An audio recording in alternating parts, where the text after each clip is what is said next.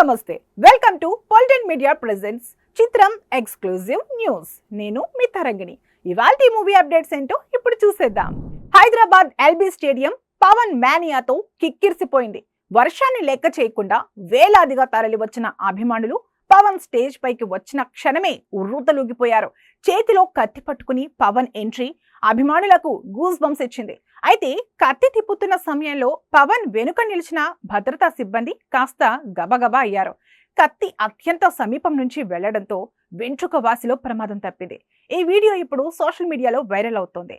Fans దీన్ని Pawan style elevation అంటుంటే, కొంతమంది ఇలాంటి విన్యాసాలు ప్రమాదకరమంటూ విమర్శిస్తున్నారు. షూటింగ్ లో నేను ఎంత లీనమయ్యానంటే డిప్యూటీ సీఎం నేను అన్న విషయం మర్చిపోయాను అంటూ పవన్ చెప్పిన మాటలకు అభిమానులు హర్షం వ్యక్తం చేశారు.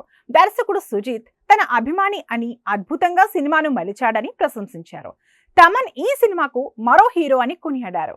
ఖుషి తర్వాత అలాంటి సినిమా ఇదే అంటూ పవన్ మాటలు ఫ్యాన్స్ లో ఉత్సాహం నింపాయి.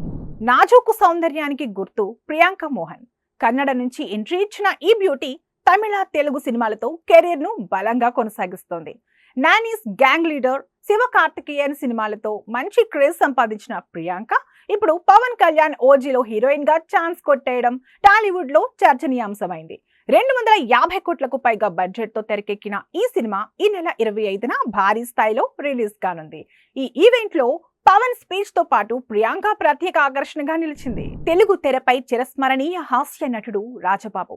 ఆయన తమ్ముడు చిట్టిబాబు ఒక టీవీ ఛానల్ కి ఇచ్చిన ఇంటర్వ్యూలో రాజబాబు కెరీర్, స్ట్రగుల్, సొంత ఇల్లు కొనడం, డబ్బు పెరిగాక ఎదురైన టెన్షన్లు అన్నీ షేర్ చేశారు. డబ్బులో సుఖం లేదురా, సుఖం ఇవ్వని డబ్బు వేస్ట్ అంటూ అన్నయ్య చెప్పిన మాటలు ప్రేక్షకులను ఆలోచనలో పడేస్తున్నాయి. Tollywood lady power star Sai Pallavi ఎప్పుడూ పద్ధతిగా కనిపించే ఈ నేచురల్ బ్యూటీ తాజాగా బికినీ లుక్ లో దర్శనమిచ్చి అందరినీ షాక్ కు గురి చేశారు. చెల్లెలు పూజా కన్నన్తో కలిసి విదేశీ వెకేషన్ లో ఎంజాయ్ చేస్తూ బీచ్ లో జలక్రీడలో పాల్గొన్న ఫోటోలు సోషల్ మీడియాలో వైరల్ అయ్యాయి. కొంతమంది అభిమానులు ఆశ్చర్యపోతే, మరికొందరు ఆమెకు మద్దతుగా నిలుస్తూ వెకేషన్ లో ఎంజాయ్ చేయడానికి బికినీ వేసుకోవడంలో తప్పేంటి అని ప్రశ్నిస్తున్నారు. ప్రస్తుతం సాయి పల్లవి హిందీ రామాయణ మూవీలో సీతగా నటిస్తున్నారు.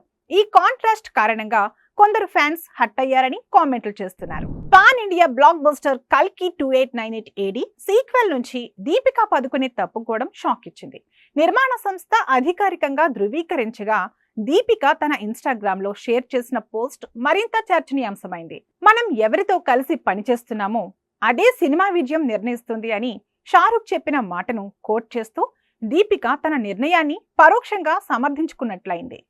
దర్శకుడు నాగ్ అశ్విన్ కూడా పరోక్షంగా రియాక్ట్ అవుతూ, జరిగిపోయిన దాన్ని మార్చలేం, కానీ తర్వాత ఏం జరగాలో మనమే డిసైడ్ చేయగలమన్నారు. సోషల్ మీడియాలో అభిమానులు ఏఐతో దీపికా లుక్ ను మార్క్ చేసి ఆలియా, రష్మిక, సమంత ముఖాలతో పోస్ట్ చేస్తున్నారు. ఇదే ఇప్పుడు ట్రెండ్. హైదరాబాద్ ప్రసాద్ మల్టీప్లెక్స్ లో అడ్వాన్స్ బుకింగ్స్ ఓపెన్ అయ్యాయి. ప్రసాద్.com లో ఫ్యాన్స్ టికెట్లు బుక్ చేసుకుంటూ సోషల్ మీడియాలో షేర్ చేస్తున్నారు. రిలీజ్ డే నాడు పవన్ అభిమానుల ఫెస్టివల్ గ్యారంటీ. ఇవ్వండి వాటి మూవీ అప్డేట్స్. మరిన్ని అప్డేట్స్ తో మళ్ళీ కలుద్దాం. మీరు మా ఛానల్ ఇంకా సబ్స్క్రైబ్ చేసుకోలేదా? అయితే వెంటనే సబ్స్క్రైబ్ చేసుకోండి. మేము అప్లోడ్ చేసిన వెంటనే మా వీడియో నోటిఫికేషన్ మీకు రావాలి అంటే బెల్ ఐకాన్ని క్లిక్ చేయడం మర్చిపోకండి.